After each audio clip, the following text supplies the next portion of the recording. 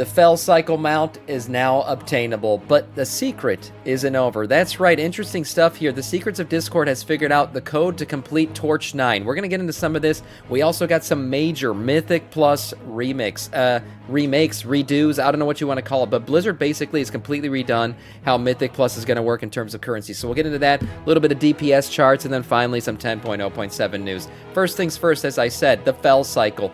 Torch 9 has been discovered, which grants us the mount itself. However, interestingly enough, the hunt is not over, as we must find a way to unlock and protect the function to ride. What is that? So you can get the mount, but you can't ride the mount? Is that what they're saying here?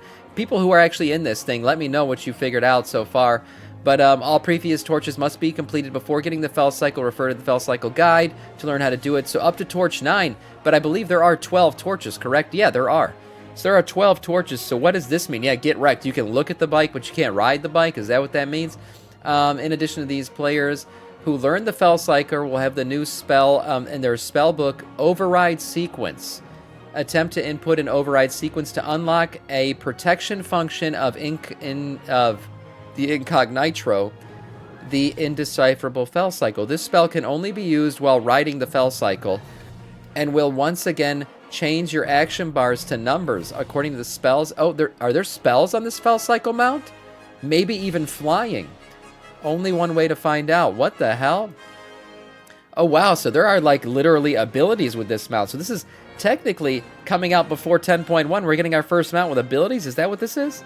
I saw people sitting on the bike in Dornegal, so people are sitting on it, but it looks like there's some kind of action bar, unlockable action bar that you can do. Vehicle combat? I don't know, but this is pretty interesting. Pretty cool stuff coming out of this. I love it when Blizzard does these little secret finding, secret ways, whatever this is. This is cool. It's been a fun thing for the community to get into, and hopefully we'll get some more updates. As they come out, I'll keep updating you guys on these things.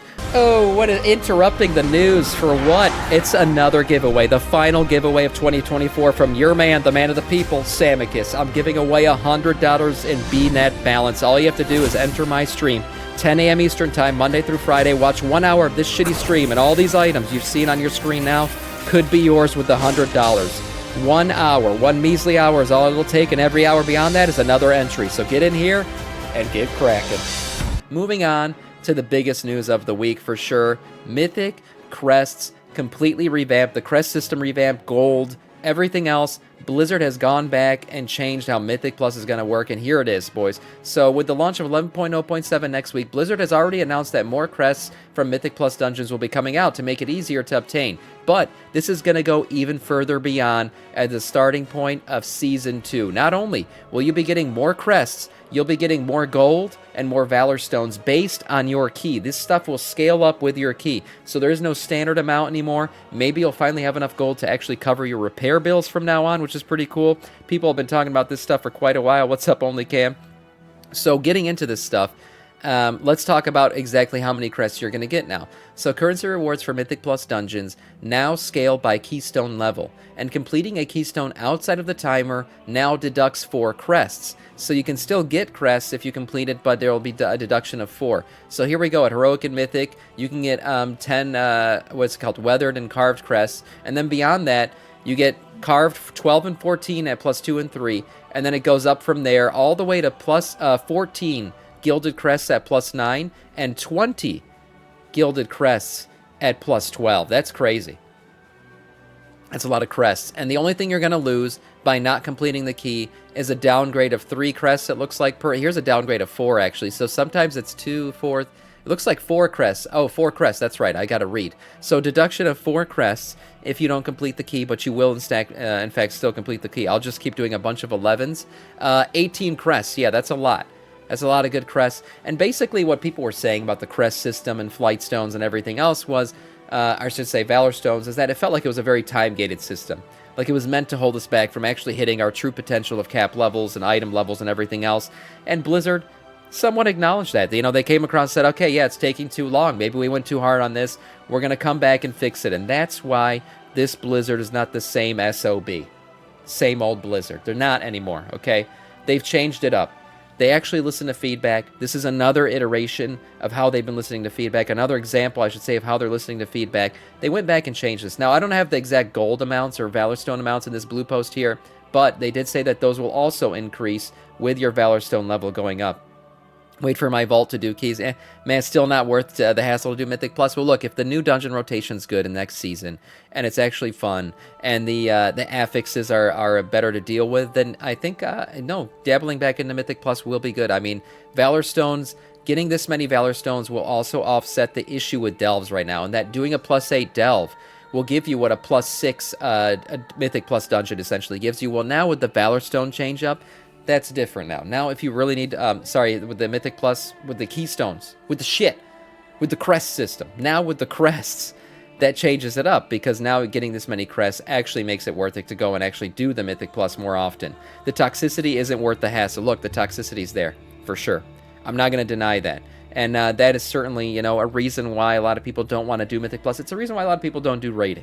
But that's why this stream is fun, because we get in here, we do the raids, we do everything, and we avoid the toxicity that a lot of people in the player base have. Now, Blizzard banning people for leaving Keystones early or breaking Keystones intentionally and all that stuff, that's something maybe that'll deter a little bit of the toxicity, hopefully. Not only did they update the amount of crests that you're going to get per Keystone, but they also changed the amount of crests that it takes now to upgrade your crest levels, right?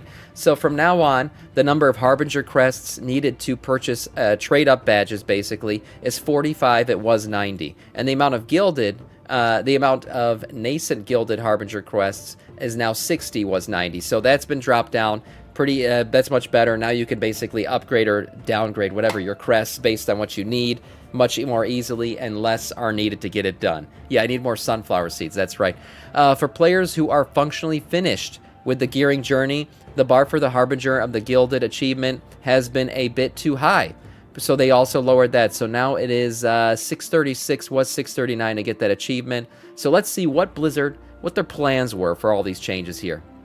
They say, ideally, challenge and reward should be directly correlated. Until now, players whose primary goals was to optimize crest income were incentivized to run the lowest difficulty that awarded their desired crest type, which is true.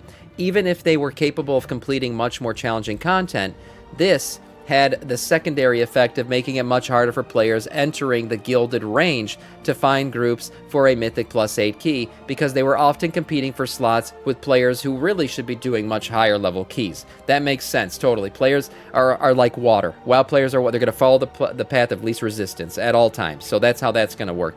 Good morning, pretty stoked. Just scored a free ticket to the Lions. Oh my God, Asbestos, enjoy that. That's going to be a good one, man. Go Lions. Servant, we have a realm Beanie. to destroy.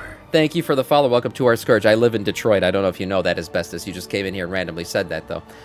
Also going on, while it is important for all members of a Mythic Plus group to have a shared interest in finishing a dungeon within the timer, they're talking about crests here, blah-de-blah, rather than just the key holder, dropping a reward of 12 crests down to 5 when the timer was missed felt pretty, overly punitive. I agree. That was pretty damaging. Currently in patch 11.0.5, for example, a group who fails to beat the timer in a Mythic +7 will receive more crests for their effort than a group who crushes the timer on a +4. There you go. So they're basically convincing players to push higher keys. They're telling you, get out there, try the harder keys, and you'll get rewarded for it, whether or not you complete it or not. They're incentivizing you to keep doing those things. Yeah, no, not Canada. We hope the difference in 4 crests strikes a better balance in incentivizing a group, which will feel more rewarding. I think they did this stuff. I think they achieved their goal here. Our goal with these changes is to help players who are attempting to push into upper echelons of content, as well as those who have alts and they're looking to gear up and match progression for their mains. Perfect. I think these changes are great. These are the changes we've been looking for. And again, I think one thing people might overlook, the gold is also a nice, more gold for higher keys. Much needed. Wiping on these things does get expensive after a while. You guys know, you've been in my raids. In Sam's defense, there are too many currencies. Thank you. Yes, there are. This is a tongue twister. There's way too much shit here. But I think Blizzard might be working on getting more universal crest system going rather than changing the crests every time a damn expansion changes. But so far, these are the changes we needed. Moving on to DPS charts. Here we go. Looking at the DPS. We have a realm Klepto to destroy.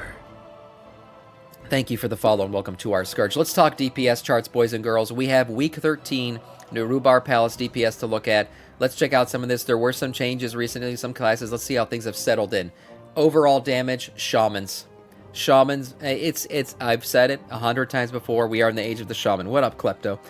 It's the age of the shaman, and they are living their best life. And healing as well, not just DPS. But here we go, Elemental and Enhancement, top 2. Followed by Sub-Titty Rogue, yes, I said it right. Frost Mage, Outlaw Rogue, Survival Hunter, Furry Warrior, Ass Rogue, Destruction Warlock, rounding out your top boys there. Fire Mage sitting just below, but Frost doing much better, it looks like, in overall damage. This might really takes in more to AoE damage if you're wondering what overall really means. Down here we have Frost DK and Unholy, which is weird because I've actually seen a lot of DKs doing really good damage in terms of AoE situations, but here they are in the charts, which always goes to show skill matters more than what these charts show. But at the end of the day, this is everything parsed out perfectly. Interesting Havoc Demon Hunter sitting here in the middle, Augmentation at the bottom, of course. Moving on to what damage to bosses looks like. This is your single target. Wow. Rogues taking over here. Ass and Sub-Titty. It's a good time at the top, that's for sure. They're having a good time. The Rogues are up there.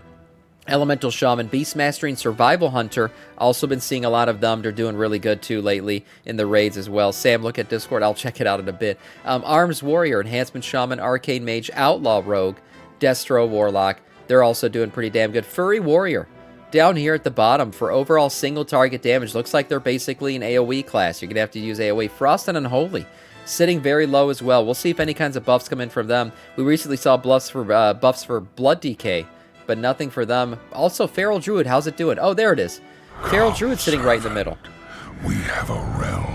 Al Profe, thank you for the follow and welcome to our Scourge. Feral Druid got a complete makeover, complete changes to their kit. I believe they're getting more coming up in the patch next week, so we're going to see more Feral Druid changes. But Feral Druid right now looking much better. I actually didn't look. Where were they here? Okay, down towards the bottom. So overall boss damage doing much, much better for Feral Druid. That's good to see. I haven't seen a lot of Ferals in quite a while. Let's see who the biggest movers up and down were.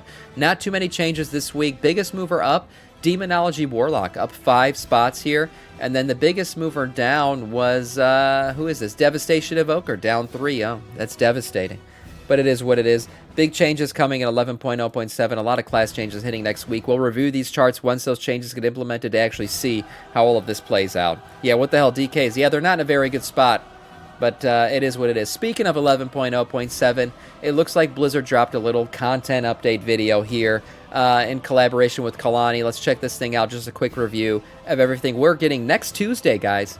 Believe it or not, next Tuesday we'll be getting this. All this stuff will go live. So let's see what this is all about. Here we go. Hey folks, this is Kalani. Patch 11.07 goes live on December 17th, and it introduces a whole host of new content. There's a brand new zone to explore, Siren Isle, which offers unique gameplay options, chances to get some shiny new rewards, and a powerful new ring to collect. The story of the War Within continues with a prologue for patch 11.1. That'll be fun. The future of the Kirin Tor after the fall of Dalaran, and the turbulent timeways and Plunderstorm events will be returning. The story stuff. The story stuff probably some of the, we're getting customization options. I didn't know this. Oh shit, I'll let this video play in a second. The story stuff probably going to be the coolest stuff we're going to get. This is a filler patch.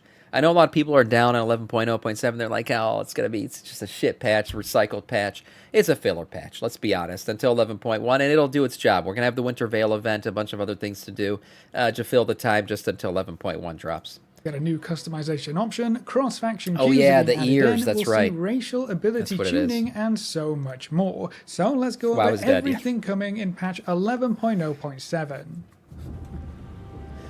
Siren Isles. Patch 11.07 brings us a whole new zone, Siren Isle. The island was previously used as an Azerite mine by the Kulturan in the Fourth War, but has since been abandoned. The miners that were left behind have mysteriously disappeared, so it's up to you to discover what fate befell them and unlock the secrets of Siren Isle. We'll join a band of goblins, Arathi, and Earthen who are leading an expedition to investigate a strange pulse of energy originating from the island. But those pulses have drawn many different creatures to the same shores. We'll see a weekly rotation of Naga, Vrykul, and pirate invaders to keep things interesting, and you'll also need to contend with powerful tempests that regularly batter the island. Honestly, with the ring and everything, this looks like it's going to be about a couple weeks worth of content, and then we'll be done. You'll go on your Christmas break, you'll come back, and then 11.1 will be hitting in, was it February? right? I think February 17th or something. That's when we're getting 11.1. During these tempests, powerful enemies surge forth from the sea, but your allies will provide you with various vehicles and tools to level the playing field and keep Siren Isle under our control. By fighting back the encroaching enemies, you can collect valuable treasures as well as special keys that will help you unlock a unique mount. Threya, Eyes of the Siren. This is the Stormcrow mount that has been in the game files since Pandaria. I know so many mount collectors who are very eager to finally get their hands on this special mount. There are also dangerous caves that each faction on the Isle wants to explore. You can choose which excavation you want to fund and progress to unearth those special caves and take on the dangerous enemies that wait within. As you conquer the Isle and take part in content, you'll be collecting Flame-Blessed Iron, a new currency you can trade in for all... Yeah, that's it. They can't help themselves. They can't. It's got to, every single time, got to be a new currency, always. New mounts, transmog pets, and other rewards. You'll also be able to purchase item level 584 catch-up gear, making it super easy to gear up your alts or any characters you haven't had time to focus on yet.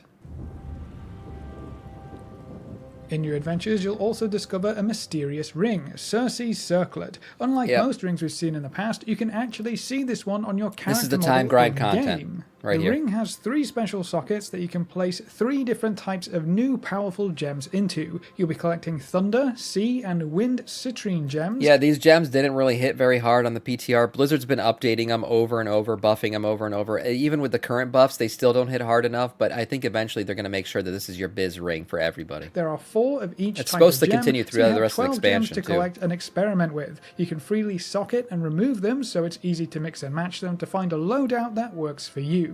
Each gem provides unique bonuses like dealing extra damage or some extra healing, giving you a boost of secondary stats, or even triggering your party members' gems for them. Each week you'll be able to upgrade your Circe's Circlet to increase its item level and power up your gems further to give you an extra boost to help get those end of season milestones secured and give you a bit of a head start in Season 2. The ring will also unlock special island powers every week that can help you achieve your Siren Isle goals and open up new ways to play. You'll be able to find hidden treasure chests for extra rewards, swim faster and find treasures in the water, and your character will become more powerful while on Siren Isle. So, securing this ring, socketing it with your favourite gems, and upgrading it as the weeks go by will be very important no matter what kind of content... That'll be the content you'll be playing throughout the rest of December and in January until the new patch hits. ...you enjoy to take part in. I'm interested in this. We're gonna do this. As soon as the story goes live, we're doing the prologue quest. That's as soon as the servers come back up. This is what we're gonna do. I want to do the new story quests. Story quests to explore the fate of the Kirin Tor in the aftermath of Dalaran's fall. This will be cool to do. Help the Order confront their past mistakes and rebuild for a brighter future. The War Within story will also continue with a prologue for patch 11.1, which lays the foundation for the next big chapter in the World of Warcraft story. The Turbulent Time Wait event will return in the new year, giving us back-to-back time-walking events from each expansion with increased rewards. You'll be able to get heroic raid loot from each weekly time-walking cache. The constant time-walking makes it a great opportunity to farm time-warped badges, and it's also the perfect time to get any alts leveled up that you may have left behind. Nice. Mastering the Time Ways again will reward you with the timely Buzzbee Skyriding mount, so there's something for everyone for venturing through the Time Ways. The Plunderstorm event will also be returning at the start of next year with all new rewards for you to pick up from the Plunder Store. You can also pick up a lot of the old rewards from the first round of Plunderstorm if you happen to miss it. It's a good way to waste some time. So you'll soon be able to plunder your hearts out in this fast-paced Battle Royale game mode. Human and Kulturan characters will also be getting a new Arathi ear customization option. You can pop by the barbershop if you fancy changing things up. I was hoping for more. Cross-faction gameplay takes another step forward with the addition of cross-faction group content queues. You will now be able to queue for random dungeons and unrated PvP with... We have a realm to destroy. Thanatos, thank you for the follow. Welcome to our Scourge. Cross-faction friends, as long as you have a full party ready to adventure. Many holiday events will also see updated I'm actually rewards looking and forward to this. I features. enjoy the Winter Veil Vale event. Specifically, we'll see a new event boss fight for you to overcome, and you'll be able to pick up new toys, Winter Veil themed transmogs, as well as Grunch, a festive Yeti battle pet. Yeah, that's We'll nice. also see updates to various user interface options, and racial abilities will undergo a tuning pass to balance things out. But that's all of the new content coming in patch 11.0.7, so that's it for this video. Thanks for watching, folks. Good luck and have fun, and as always, I will see you next time. Nice little short video there from Kalani and the Warcraft team. All in all, that's really it in terms of news. The crest system updates are huge. That's really what it's all about, and then it'll continue into next season and 11.0.7. Nice little filler patch.